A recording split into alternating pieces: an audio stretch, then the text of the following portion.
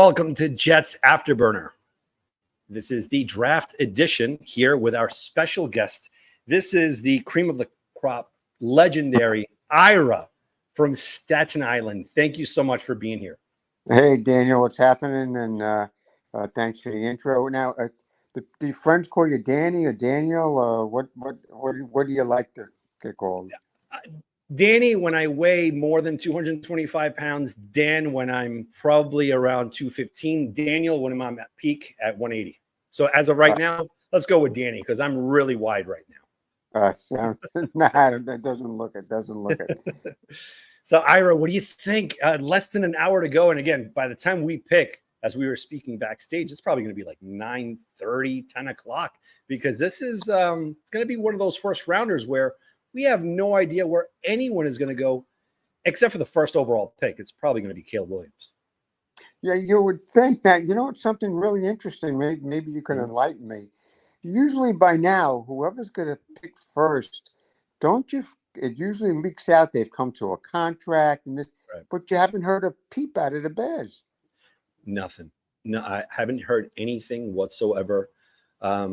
Again, could that be an auction sale at number one overall? I don't think so. I think, they moved on from, Justin Fields. So I don't think it's going to get to that point. Honestly, I think it's going to be Caleb Williams. Out of all the quarterbacks, if you think about it, he's the one with the most promise. And, just judging by where he's coming from, it's not really a great quarterback factory. I mean, no. When's the last quarterback that from USC that won a Super Bowl? I can't recall. No. I'd have to look it up. Off the top of my head, I'd have no idea. Yeah, nothing. So, because, I always think of Todd Marinovich. I always think of him as the ultimate USC bust. And then it just cascades from there. And the Jets, of course, the closest that any USC quarterback got to a Super Bowl is Mark Sanchez, which we should have won. We should have beat the Steelers in 2010. That one hurt a lot. I agree. And without, I know this is a draft show, and without the whole you do a whole show on Mark Sanchez, but he's the most underrated, overkilled quarterback or player that the Jets ever had, because those 09-010 seasons in the playoffs, he was money. He was, especially in that San Diego game, even the AFC Championship games, even the one against the Colts at their place, right? A game right before the Super Bowl against the Saints. That bomb he threw to Braylon Edwards. When I saw that, I'm like, wow, man, it's finally coming to fruition. Yep, and I still to this day believe if Sean Green didn't get hurt, and what was it? Strickland was a corner, I think, went down early in the game as well. If those two guys didn't get hurt, I think we would have beat the Colts. Isn't that amazing? So you fast forward now, like we don't have a lot of these moments in our history. No. Right? We go to 82, we got to the AFC Championship game there. Then you go to 86, that you crumble with against the Browns. Fast forward all the way against the Broncos in 98. Like we had solid teams in the past, and I look at this year with a slither of an opening to this window, because I don't know what can happen next year. Again, Aaron Rodgers is an enigma. We have no idea what he's going to do next year, but we know that he's all in right now. He's all in. So when has the last time it's been where we're like, what, we're one of those teams where all we need is just a player or two away from winning the whole thing? And that's where I kind of preface it for this draft here. We're at 10. Do we stand pat, or do we become as aggressive as they come to move up to maybe 6 or 7 or maybe 4, mortgaging the farm for someone like Marvin Harrison Jr.? What do you think about that? I think you're right. I think all their jobs are on the line, and I think they have to win. I'm not saying they have to win a Super Bowl, but they got to come really close. And I think Joe Douglas can't worry about next year, or if he doesn't win, he's not going to be around to even have to worry about next year. So I think if an opportunity arises, I think they're going to do, they're not going to worry about the future. They're going to be all in, because everything that they did in the offseason shows you they're all in to win this year. 100%, right? And I know I might get slammed tomorrow for whoever's going to be watching this, but I just feel the Brock Bowers speculation, is a smokescreen. I honestly think that the Jets are really hyping him up, which again, he's excellent. At Georgia, he was phenomenal. But I just feel like they're baiting a lot of teams, especially the three teams that are behind the Jets, who are quarterback needy: the Broncos, the Raiders, and Minnesota. Minnesota, who has 2 first-rounders this year. If, let's say, a J.J. McCarthy drops to 10, I honestly think we're in a perfect position to move down, not by much, but still get a player that we covet and gaining a second-rounder, one of which has been gone to Green Bay in the Aaron Rodgers deal. Well, that's how I kind of have it, right? I'm kind of with you. I think like if I had plan A, B, and C, my first choice would be to trade down, 2, 3, 4 spots, Right. get that extra pick, get your tackle, and away we go. Plan B, if you're really sold, trade up to 7 or 8 and grab whoever you want to get at that position. And at 10, man, as much as I want Bowers, I find it hard if they're stuck at 10 and there are 2 or 3 tackles sitting there and Bowers is sitting there. I may be dead wrong. I don't see how Joe Douglas, with a clear head, could not take a tackle after what happened last year. Exactly. I couldn't agree more. I mean, yes, we want to give Aaron Rodgers all the weapons possible, but if there's nothing that materializes for him to move up, then you stay at 10. And if Fuaga is there, and by any chance, I know this is a fantasy, but there have been some mock drafts from like a Daniel Jeremiah that say that Joe Alt might drop all the way to 10. If that's the case, it's a no-brainer. But you run up with the card. 100%. But correct me if I'm wrong. I have a feeling, since it's an all-in year, that it's going to be very reminiscent of the 2009 draft, where we just came out of there with 3 picks, right? It was Sanchez, Sean Green, and Matt Slauson. 3 starters. I think we don't have time to develop players in this short window. I think we're going to do everything we can to move either to 4 for Marvin Harrison, or even maybe 7 if Rome Odunze is up there. What are your thoughts on these other wide receivers as opposed to going all the way up and get the best of the best? But say maybe a Neighbors, an Odunze. Would you trade up for any of those 2? I'd go for Odunze. I'm not really, I don't know. I have mixed feelings. Harrison, it just may be a little too costly. So, like, if Odunze's around 7 or 8, yeah, I think I would make the play and go get him.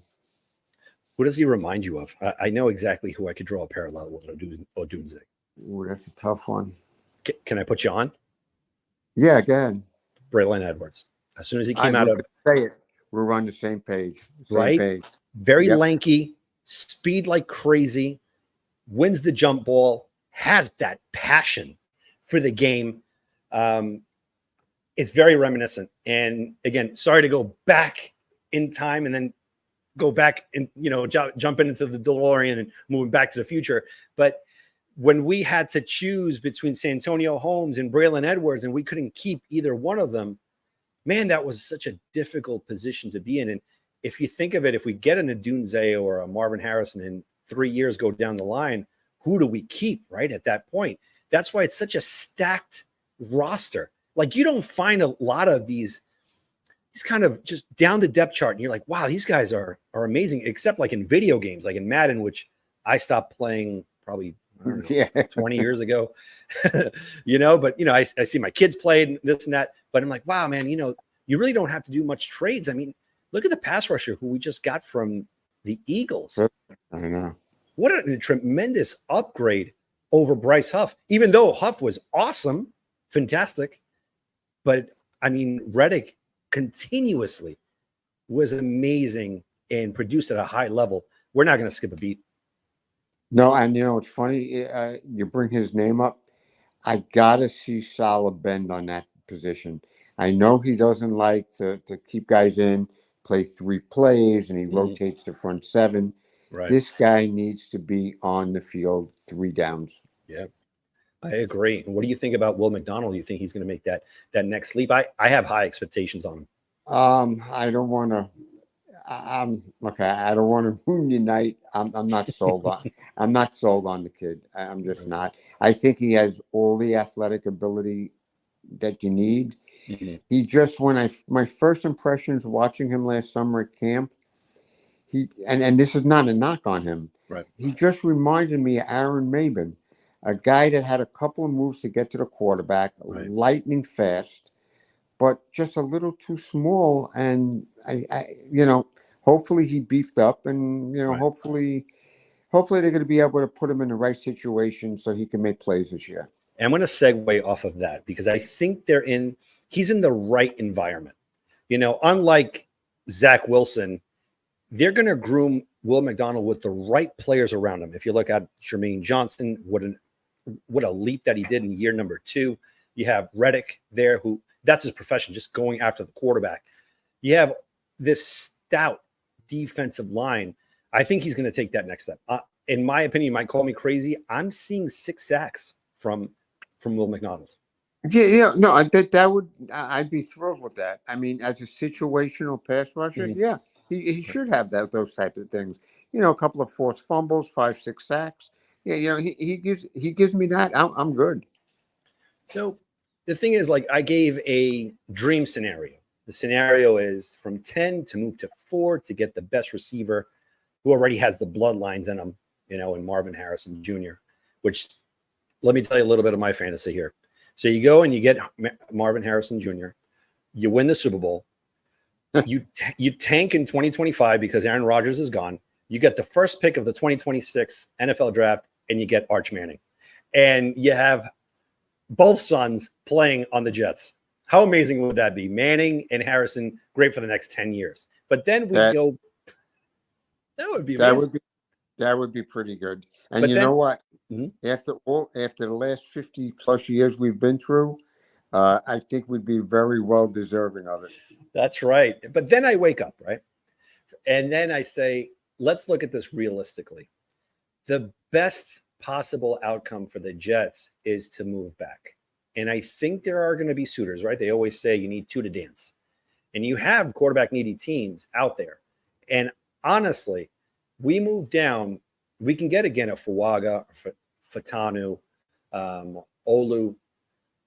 And then in the second round, if we do recoup that with that trade, you get yourself a wide receiver like an Xavier Leggett. This guy is a Debo Samuels 2.0. That's how I look at it. He is amazing at South Carolina. The only reason how I kind of saw him was I was doing like an overview, and I started scouting Spencer Rattler, who I am very high on. I'm one of the few guys that I'm like, you know what, with one of our 4th rounders, let's get a quarterback. Let's groom. Let him just stay behind on the bench, 3rd stringer. He doesn't have to be a savior. He does not have to be a Mark Sanchez, Sam Darnold, or a Zach Wilson. He doesn't have to be that. Just sit down and be more of a Chad Pennington. What kind of scenario do you see this outcome when it's all said and done? Do we garner another 2nd rounder, or do we stay pat at 10? I don't know if you go from 10 to 13 to 15. I don't know if the value is there for a 2nd round. I could definitely see them getting back a 3rd rounder. Mm-hmm. So I would go. Uh-oh. Oh, Ira. did I There lose you it? go. There you Yeah. go. Yeah, came back. Okay. So I do believe they could get a third. I don't think they're going to get into the 2nd round, but even in the 3rd round, they're going to get decent player. If they take a tackle, they could get a receiver in the 3rd round. I do expect a quarterback probably in the 4th round. They're going to have to get a safety at some point. And once you get into that 6th, 7th round, you're probably looking at some, I don't know, linebacker type guys or special teams type of players, I would think. Well, you bring up a great point. It's the safety position. I love Chuck Clark, but I don't know how he's going to be coming off of this major injury. So I'm looking at a guy from the Miami Hurricanes, Cam Kitchens. He is stacked. Again, a lot of people are not that high on him, but I see him as a player that fits this mold, kind of like in the box, but he is a ball hawk as well. Would work out pretty well with Tony Adams.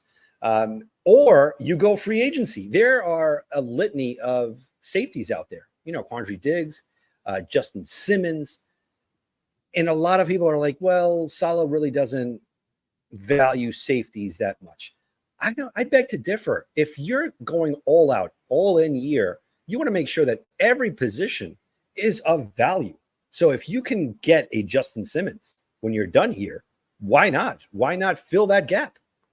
Oh, I agree with you. And once the draft is done and then the June cuts come, all that stuff, you'll probably see, I'd say 2 to 3 veterans added. I wouldn't be surprised if you see another offensive lineman or safety.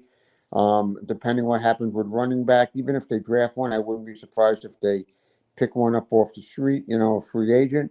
So I think the 90 that's going to enter training camp is far from complete. Right. Well, do you see now a scenario where there's a lot of wide receivers on the market, trade market, that is? T. Higgins, got Deebo Samuels, again, who signed the contract about 2 years ago. Now he's back on the market. And Brandon Ayuk. Let's say one of those teams, obviously those two teams, but the Bengals and the Niners, they want to move up. And would you give them the 10th for one of those players? No, that I'm not doing. I'm not doing that. I would give them up. I would give them a 3rd or a 4th, maybe throw in Franklin Myers, because I think his days as a Jet are numbered. I just don't, with his salary, I just don't see it. It's a lot. It's a lot. But I don't see how you could move him though. Who would tackle that contract? Even like a Lazard, who we want to get rid of, but his contract is pretty hefty. Not a lot of teams would want a player that only us, right? Only us. We looked at him as, all right, you know what? He's a perfect fit for this offense because he played with Aaron Rodgers. But I mean, I don't even see him as a 3rd string wide receiver. How do you move him? No, I know it's going to be tough. You're not, and you're going to have your 4th receiver. He probably doesn't play special teams, and you're going to be paying him $10 million. I think that's what he's making. Right. It's insane. I mean, unfortunately, that was a bad deal, and I think they're going to have to just live with it another year. Doesn't he remind you of Justin McCarron's? Yes, exactly. A matter of fact, McCarron's actually was head and shoulders better right now than Alan Lazard gave us. Yeah, I agree. I mean, we would always go, and we had a nickname for Justin McCarron. We would call him Justin McCatchless, because we expected so much when he came from Tennessee with, Steve McNair throwing the ball in that big Monday night game that he had. But we're expecting so much more out of Lazard, and we're looking at Mike Williams, who, to me, healthy, he completes this receiving core, if you think of it, right? Fantastic. I love it. But he has to be healthy. He has to be healthy. I think that's the big if. And I don't buy that Gibson is going to be a slot receiver. I know, for some reason I don't buy it. No, me neither. He's too, reminds me of remember that wide receiver from the Chiefs? I think his name was Torrey Hall or something like that. He was like they called him the human joystick. And that's who I remember him. He's shifty, but he's not like a Wes Welker. He's not that Wayne Corbett. He's not like that. I don't see it. I just don't see that either. Dante Hall. Yeah, Dante Hall. Thanks, Armand. Dante Hall. This is one of our fan favorites. Armand is like very savvy when it comes to stats. He's amazing. A human joystick. And let's look at this. This past week, we finally got rid of Zach Wilson, right? Yeah. It was not a good marriage. It was not at all. And, I don't want to harp on the negatives on the kid, because everything how it was handled incorrectly. And I'm not trying to make excuses, of the 9 jerseys that I have of Zach Wilson. It's just when, God rest his soul, Grant Knapp went down, he passed away. Yeah. There was no contingency plan. There was nothing there to help groom Zach Wilson in the right environment. We all knew it. You didn't need a mad scientist for this. You knew that he was very raw coming from BYU. He had that baby face, and imagine between the ears coming from Utah into this enormous city and saying, okay, you know what? You're our week 1 starter in Carolina. And then the following week against Bill Belichick, even the great of the greats have trouble against Belichick. And once Bill gets into your mind, it's a wrap. It throws a young kid off. To me, it was bench him. Bench him, let him learn just like Mahomes did behind Alex Smith. And I think they tried getting Alex Smith as well. But I just feel like, finally we put it to bed. He's with the Broncos. God bless him. I hope he really turns it around. Yeah, honestly. Me too. I hope he does. I do. But that is vintage Joe Douglas, because he finally found a trade partner that was willing to split the costs. And that's why a lot of Jet fans, they don't really give a lot of credit to Joe Douglas. And I think he has been one of the best GMs. To me, it's three GMs in the past with the Jets history. It was Dick Steinberg, Tannenbaum, and Joe Douglas. I think Joe Douglas has been doing his best as an actual legitimate GM for the Jets. Yeah, no, I'm going to give him like a B only because he had, a couple of hiccups in the draft. Mm-hmm. But besides that, I mean, his trades are remarkable. Right. The Brees Hall, Jermaine Johnson, Garrett. Well, I mean, that draft class is like a Hall of Fame draft class. Right. So, unfortunately, but even if you look at the all-time great GMs, nobody's perfect. Nobody. They're just not. You can't get it right all the time. But the fact to get him out of here and have anybody pick up any part of that salary, I thought was a remarkable job. Huge. I mean, look at what he did with Jamal Adams. Who in their right mind would ever give 2 first-rounders? And that, again, to me, was like a Herschel Walker deal to a certain point where it just changes the trajectory of the franchise. Well, even the Sam Darnold move. I mean, we got back a lot for Sam Darnold. And, second round. It was the same scenario. Everybody knew we were going to get rid of him. Right. It was just, but that goes back to Jet history. It took Geno Smith a long time, but he got it. Right. Darnold, I actually think he'll play well for the Vikings this year. Mm-hmm. And I'll tell you the truth, if Zach could even become a competent quarterback, I think he's in the right spot with Sean Payton. Yeah, I completely agree. I completely agree with that, because if you want to look at a guy that knows how to develop quarterbacks and what he did with Drew Brees after he had a significant shoulder injury on his last game with San Diego at the time, the Chargers. I mean, he's in a very good position right there. But again, Denver is looking for a quarterback. I don't think that they have their franchise quarterback there, and leads back to the draft. What would they do in order to move up at 10 if we do stay there and one of these quarterbacks do drop? I think, we have someone backstage right now. He's a big Vikings fan, Byron, who we're going to be bringing up momentarily. And I'm going to be picking his brain as well, because we're in a position right now, the New York Jets, where anything is possible. Moving up, staying pat. Is Brock Bowers the real deal at 10? That you have the Bauer boys, the Bauer Rangers that they call it. I don't know. Yes, no. Will it happen? I think it's smokescreen. But if we do wind up with Brock Bowers, with our history, Ira, of Johnny Mitchell, Kyle Brady, Doug Jolly, in which that was the draft that we should have gotten Heath Miller. That was the one that we're like, all right, finally they were going to bang it on that one. We're like, all right, perfect. No, they traded away and we got Doug Jolly. Dustin Keller was formidable, but he was more of like a high second rounder. He was taken like late in the first round. I'm fine. But is Bowers everything that you're looking for at 10? I think he could be. I have more concerns, not about his ability. I have more concerns with Hackett knowing how to get the most out of him. Right. That's very true. I'm more concerned about that than Bauer's ability. But if you sprinkle a little bit of Aaron Rodgers in there, like he'll know exactly how to use all these playmakers. I think. Yeah, but Mhm. no, excuse me. Rogers, of course, will be calling the plays, but Right. he's not writing the playbook.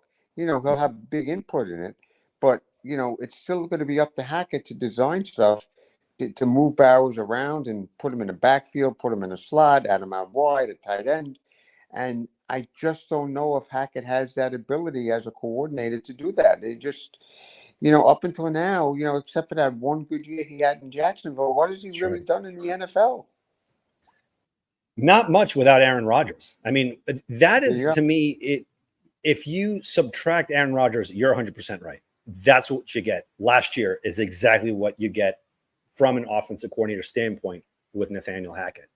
But with Aaron Rodgers, you get two NFL MVPs. I mean, that to me is enormous, right? As much as I'm not a big Nathaniel Hackett fan, I was not even a Paul Hackett fan. Oh, I used to kill his father. Yeah. Oh my goodness, with Yeah. Pennington, what he did. But again, even with that, he got salvaged because of the playmakers that he had there with Laverius Coles, Crabette, Martin. The list goes on and on. Santana Moss, and I think right now we could say, if everything is healthy, if these players are right where they need to be, how far can this team go, Ira?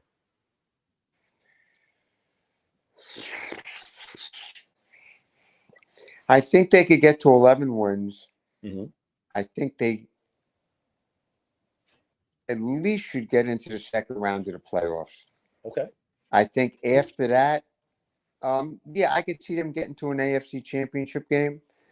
But once again, I got to see the head coach grow. Mm-hmm. He's got to show me, that all the issues. He's got to step up his game. I mean, everything is all laid out for him to have success. Now he's got to put it all together. It's so true, right? I remember reading the biography on the biopic of Bill Parcells, and he had said, after the first 2 seasons and whatnot, he had to come into his own, or he was gone. He had to start doing things his way. He said he couldn't look in the mirror without saying, you know what, I did everything that I could. Enough of appeasing players and trying to make himself look good in the media's eyes. I have to do the reason why I was brought here was to win Super Bowls. And at that point, it just all changed. Like you see great players have like this respect for him. Lawrence Taylor, who was, again, a hothead, this and that, always spoke well about Bill Parcells, no matter what. And I think you're right. Saleh has to grow. This is it. This is his only chance this year to make amends. Not a lot of teams have mulligans. I mean, after that second overall draft pick with Zach, I think 9 out of 10 times teams are looking for a brand new GM, a brand new head coach. This right here, you have everything. There's no excuses whatsoever. You have a starter. You have an actual backup, finally. You have firepower. You have a brick wall in front of you. You have a top 3 defense that's only going to get better. Again, free agency is still not over. There is no excuses anymore. Saleh has to put up. This is it. This is where it all boils down to. That's right. And what I'm looking for November going, forward, because he seems to be okay. But when it comes to, that part, that's Right. where it seems to struggle. They, 2 years ago, they had that game on Monday night against Jacksonville. They came out flat. They go to Seattle. They get their doors blown off. Mm-hmm. It's just, you can't have that type of, performance. There's no more excuses. He has to win now. You can't have the time management mistakes. The 12 men on the field. You can't. I don't have the patience for that anymore. And neither does Jets Nation either. There has to be a discipline there across the board. So with that, I think we're going to win the division. I see Miami, that they're losing a step. The Bills, they're decimated with a lot of players that left for free agency. The Pats, finally we can say, you know what, I look at the Pats now and I see Hugh Millen at quarterback. That's what I see. I'm like, the Pats are back to being the Pats that I grew up watching. Finally, we can sweep. Yeah, I mean, I'm looking to go 4-2 in the division at worst. Same here. It's the same exact thing. Exactly. Now, Ira, I want to thank you immensely for coming on the show here. I remember just driving home, and I would always hear your voice of reason. You would always put things in its proper respective perspective. So I thank you so much. This was an honor. This is a privilege to me, just speaking to someone of your stature. So thank you, and you are more than welcome to come on anytime you want. It was a privilege. I'm way too humble. I appreciate the kind words, and anytime you want me on, just get in touch with me, and I'd be happy to do it. I will. Absolutely. Well merited. The very best, and enjoy the draft tonight. Yes. Have a good time tonight. Go Jets. Go Jets. Excellent. All right. So we're going to start bringing on some guests here. I'm going to bring on a new guest here. Armand, I'm going to bring you up in just a second. This is a new guy, and this is the draft here. So it's not just about the Jets. It's around the world here. Earlier today, we had a draft show. We had one of our correspondents at Detroit. It was going all over the place where we were talking to everyone. So without further ado, Byron, thank you so much for coming on the Jets Afterburners podcast. How you guys doing today? We are stacked. We are stoked right now. We don't know what's going to happen, whether there's no way we're going to mess this up. And I know I shouldn't say that. I shouldn't say that. I'm a Jet fan, but you know what? Let's bring this on. You're a Vikings fan. I mean, are you ready? Are you ready for tonight? You guys. I'm so ready. I've been waiting my whole life for this type of opportunity. I thought about it all last night. I've been thinking about it for months, and we have an opportunity to trade up. And I think that it's pretty much trade up or bust for the Vikings. I don't see any way. They've done too much. They've planned too long to do this for 2 years. This has been in the works. They were never signing Cousins back. Everybody knew it. Right. Last year, you knew it. And I feel like this is the time for the Vikings. So it's nervous, but extremely exciting. I live in Chicago, so I have a draft. Oh, my God. Too. So it's going to be amazing having all these Bear fans with Caleb Williams and all that. And then, of course, at 9, they have a pick just before you guys do at 10. So there's all that going on as well. But for me, it's trade up to 3 or 5, or unless he's somehow McCarthy would fall a little farther than that and we could take him. But I don't know. Your counterparts in New York, there's rumors of them wanting McCarthy at 6. So I don't feel like we can take a chance and hope he falls past them, even though I think they'll take Neighbors. Can I give you a proposition? I think we spoke about it on Twitter, and a lot of people they were at my throats at that point. They're like, how can you even say that? Let's say, hypothetically, JJ McCarthy drops all the way to 10, and that's the quarterback that you covet the most, right? Yeah. What would you give up to move one slot up? What would you do? They would give up. They just to get him and make sure that Denver or possibly the Raiders didn't do it. They give up that 23rd pick. I think so. What are your thoughts on Penix? I'm all out. Really? 100% out. I think he's the biggest smokescreen out there. I mean, I've done a lot of work at him. I mean, everybody watched the Texas game and wants to annoy him. And in the Pac-12 is a season where I don't think the Pac-12's gone. And I'm older and I've watched the Pac-12 for years, and no one has ever confused the Pac-12 as having a good defense. In fact, Texas had the 7th worst defense in the country and the worst secondary. And it's like he beat up those guys. They didn't pressure him. I think his QBR was like 123 when he had no pressure. When it wasn't, it was 61. He can't get off the spot. He's awful throwing over the middle. He's a great deep ball thrower, and he's got velocity, but he can't move. He's coming off an ACL, 2 ACLs in the same knee. And they're like, oh, he hasn't run. He hasn't gotten hurt in 2 years. He ran for 8 yards last year. 8 yards the entire season. Of course he didn't get hurt. He didn't run ever. He can't run. He can't get out of the pocket. I want nothing to do with Penix. In fact, I think the only way he's a first-round pick is if someone trades up in the back end to get him. Oh, man. I mean, you brought up a point that I had brought up in a mock draft as well. One of my mock drafts, I had the Raiders move up to 10, giving up next year's first.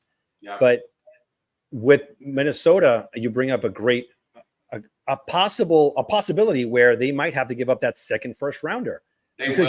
There's nothing more than knowing that you have your franchise quarterback. And I think if the Jets were in that same scenario and the Vikings were at 10, and the Jets had a second first rounder, by all means, if that's your guy, and you believe in it, heart of hearts, you move up. You go and you get him. And I think that's where the draft is going to be amazing, starting from 6 onward.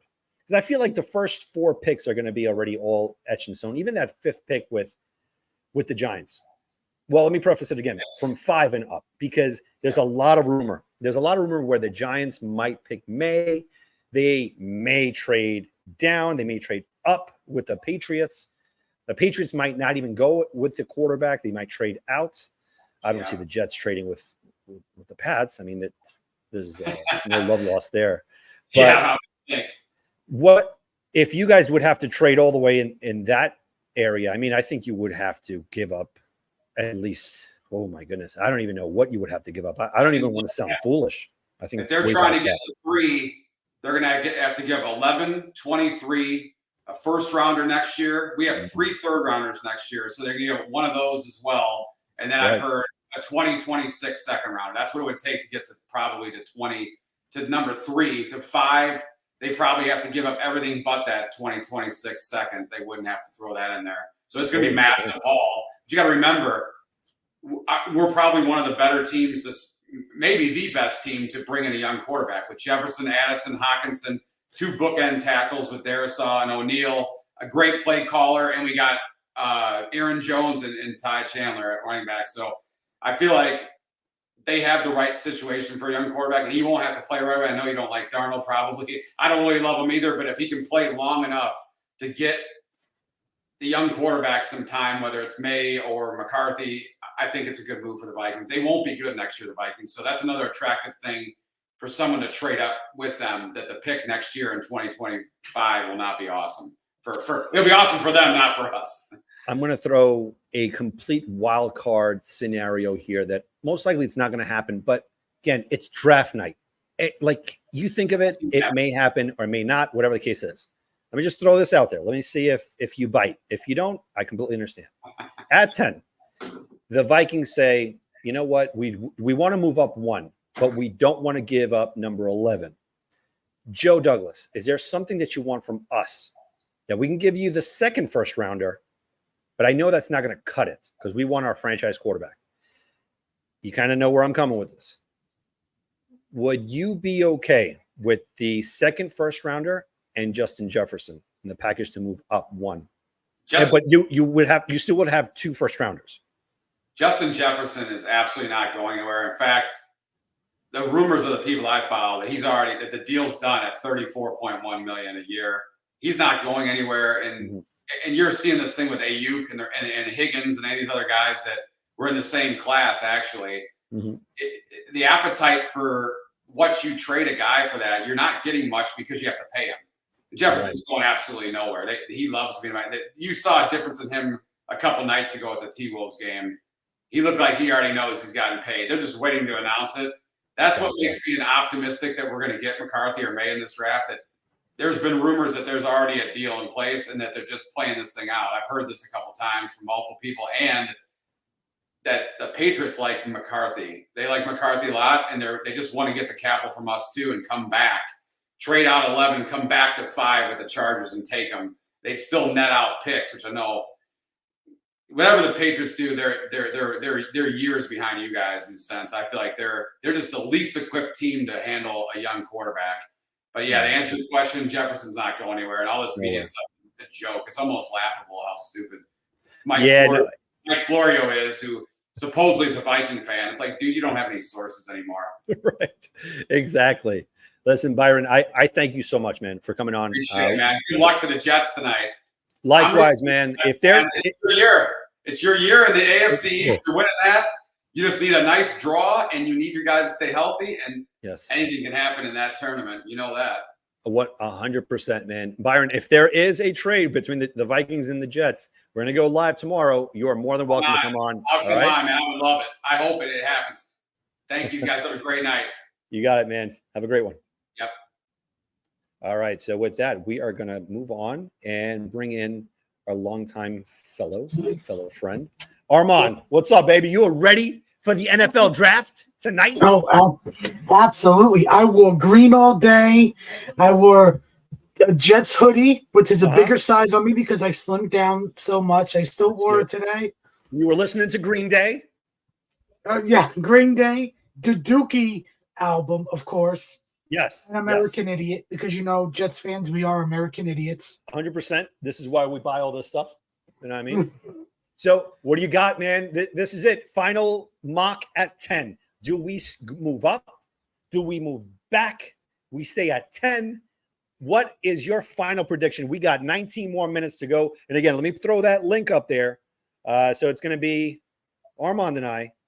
Actually, Dan, if you check your Twitter DMs, I DM'd you my Jets mock draft that I did this morning while I was at work. 7 rounds. Okay. Right, I'm going to try to share it right now so we could show this. I'll be sharing our DM. Oh. Wait, hold on. I think I could do it here. Let me just double check. Who do you got? Let me see here. Oh, there you are. Mock draft right here. Okay, I got it. All right. Wow. I just saw a little bit of it. I'm like, wow, holy smokes. Everyone's going to like this. Hold on 1 second. If that is our first pick, I'm all in. It's those two players that I really covet the most. And all right, share screen, home, and here we go. The mock draft. Do you see it? Yes, I see it. Does everybody in chat see it? Yep, we see it right so, there. I did not have a good trade offer for 10. And I just said, you know what? I'm going to stick and pick. I could have tried to make a deal, but I didn't have good offers. And Alt was there. Bowers was there. And I said, you know what? We do need a future young left tackle. Yep. I took Alt because I don't believe he's going to be there. I think he's one of the first 2 offensive linemen taken in the within the top 10. I mean, if he falls to 7, Armand, if he falls to 7, you call up Tennessee. I mean, it all depends on the trade package that you give them. Keep in mind, they are rebuilding. We are not. So it's just up to Joe Douglas, who, when it comes to trading, there's no better GM out there than him. So if he drops to 7, there's in this draft that are worth trading up for. It's Joe Alt and Marvin Harrison. I know the hype is high on Odunze. I get it. And if we trade up and we get Odunze, I am not going to be upset. Like, that's one thing for me. Like, this is my own opinion. I wouldn't trade up for him. I think he'll drop to us unless the Giants, which these are the whispers now, the Giants are high on Rome Odunze. Holy smokes, you imagine that? Yeah. Wow. But Alt, if we can get Alt, oh my goodness, go for it. So as you could see, the only trade I made was at trading down from 111 to 117, and I gained 191. Okay. That's the only trade I made. I sticked and picked with the rest of our picks.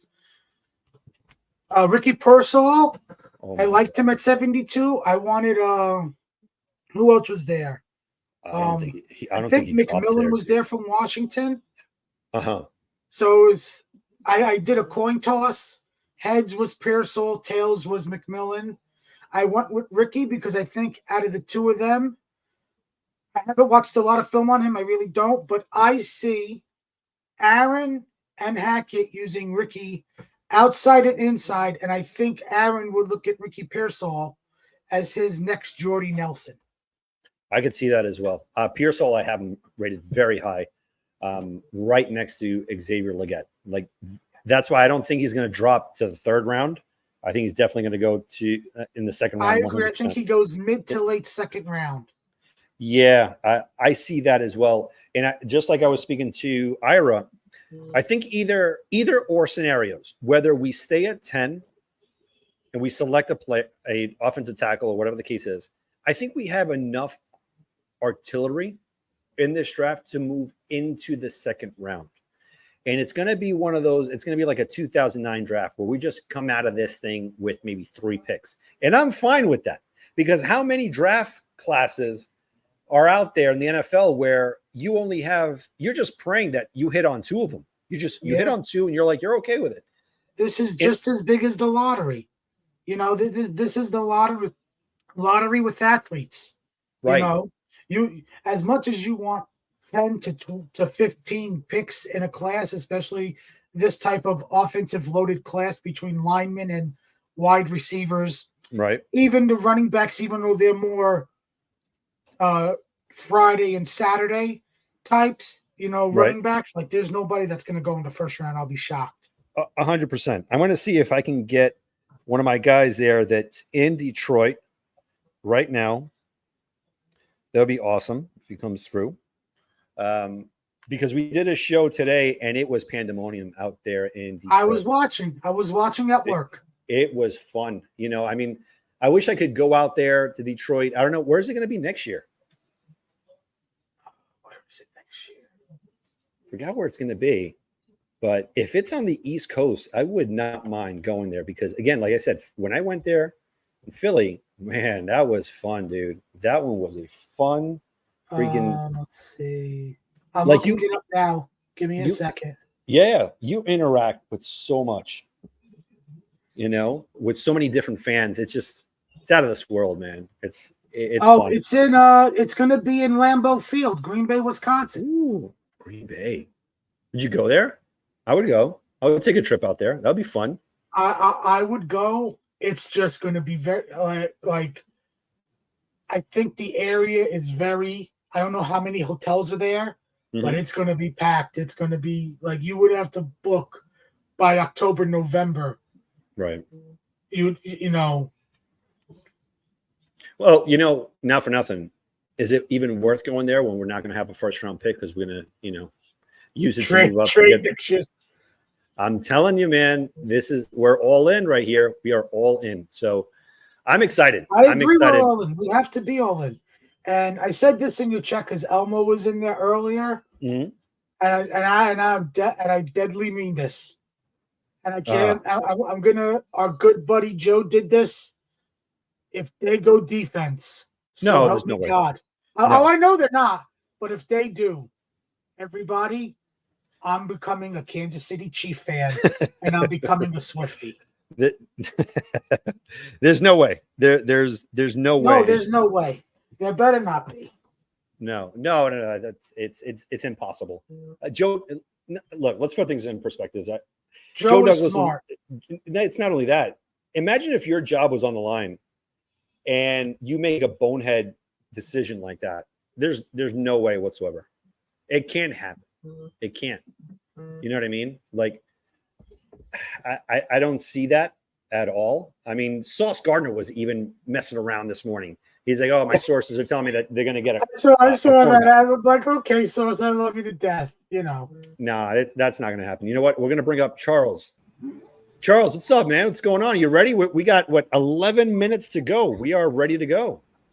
Guys, sing a nice job. Whoever sang the national anthem did a beautiful job. I didn't even.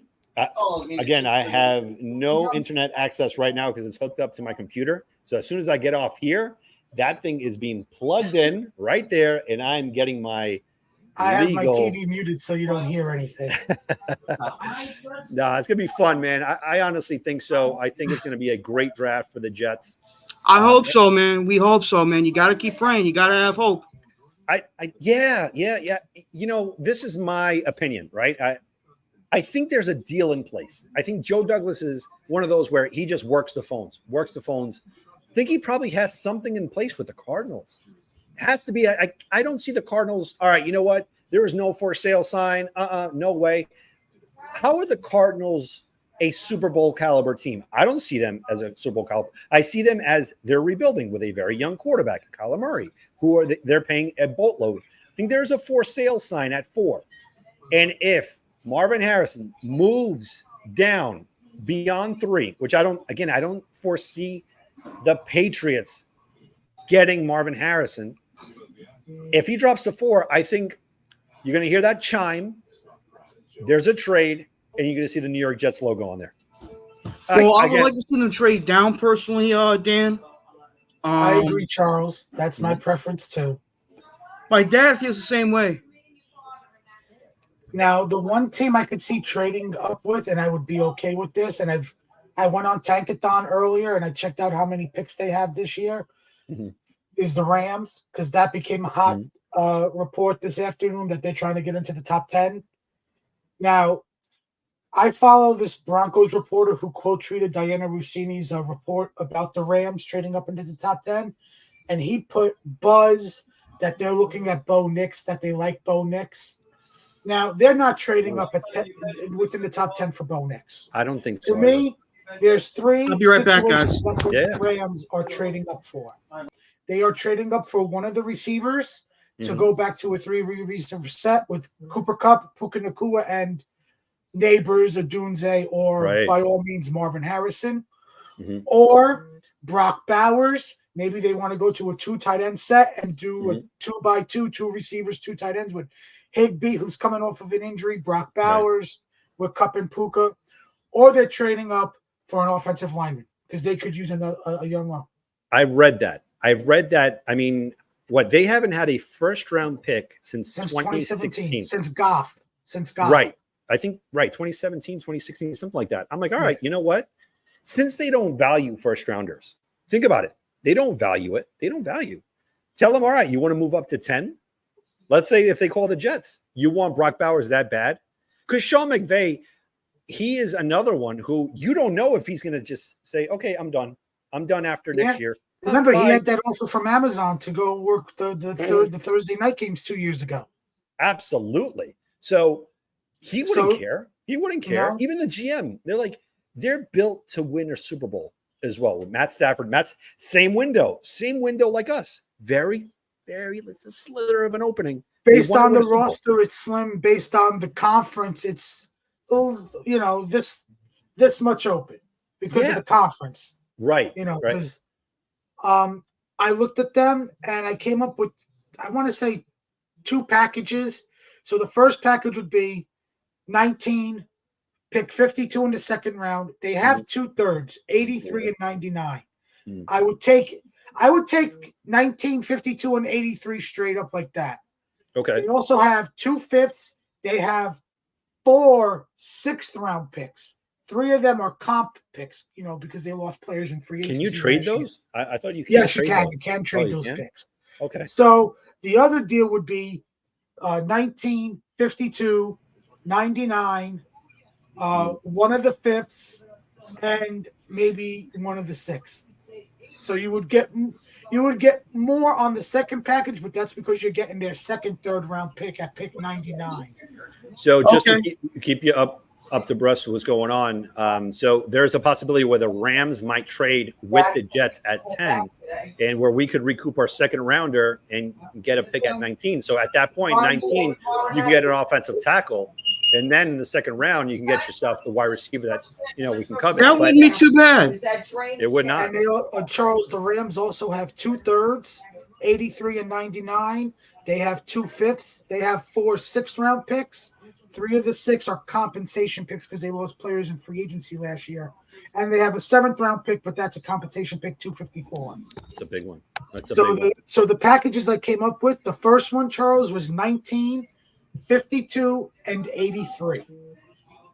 That's not bad.